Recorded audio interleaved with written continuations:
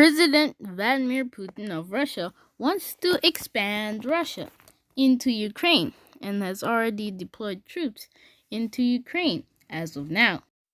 This has caught a lot of people's attention, including the Pope's, and he has declared March 2 a day of fasting and prayer for Ukraine.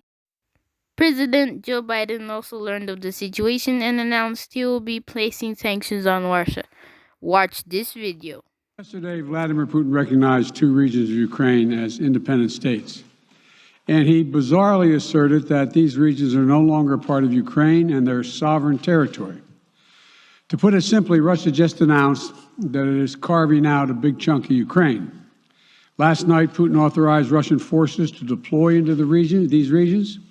Today, he asserted that these regions are actually extend deeper than the two areas he recognized. He's setting up a rationale to take more territory by force, in my view. And if we listened to his speech last night, and many of you did, I know, he's setting up a rationale to go much further. This is the beginning of a Russian invasion of Ukraine, as he indicated and asked permission to be able to do from his Duma.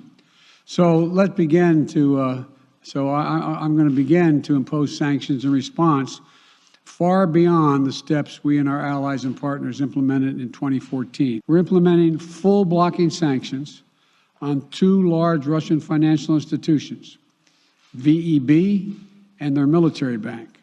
We're implementing comprehensive sanctions on Russia's sovereign debt.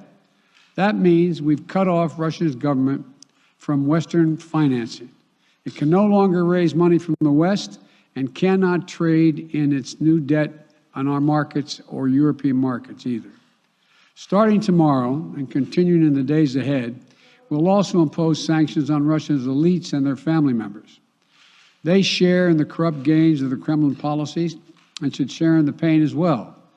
And because of Russia's actions, we've worked with Germany to ensure Nord Stream, the United States and our allies and partners remain open to diplomacy if it is serious.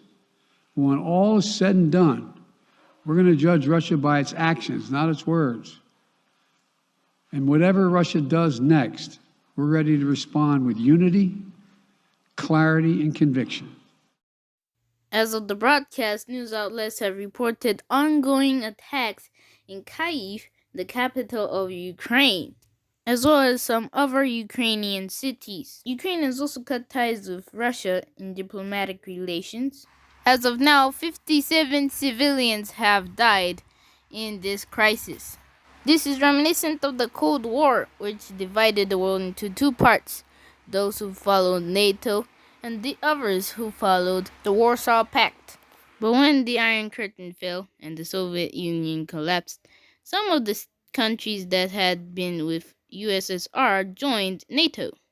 Ukraine also declared independence and broke away from USSR and has been thinking over the past decade about joining NATO. But Putin doesn't want NATO to expand and wants to demilitarize and denazify Ukraine. But Biden doesn't want to put his troops into trouble, so he has decided not to send his troops to defend Ukraine from Russia. He's also worried that if he sends his soldiers into Russia to defend Ukraine, it could start up World War III. But for now, even though the economic sanctions will hurt Russia badly, and even though there are protests of war in the country, Putin is still going. While people are worrying about peace and safety, the Bible says in John 14 verse 1 that our hearts should not be troubled and that we should believe in God. The pandemic and the war in Ukraine are all signs of the end times. So don't worry. God will protect you and guide you. So put your hope in God and be prepared for the time when He will soon come to deliver His people. Thank you so much for watching another JFGLY news broadcast. God bless you. Please subscribe.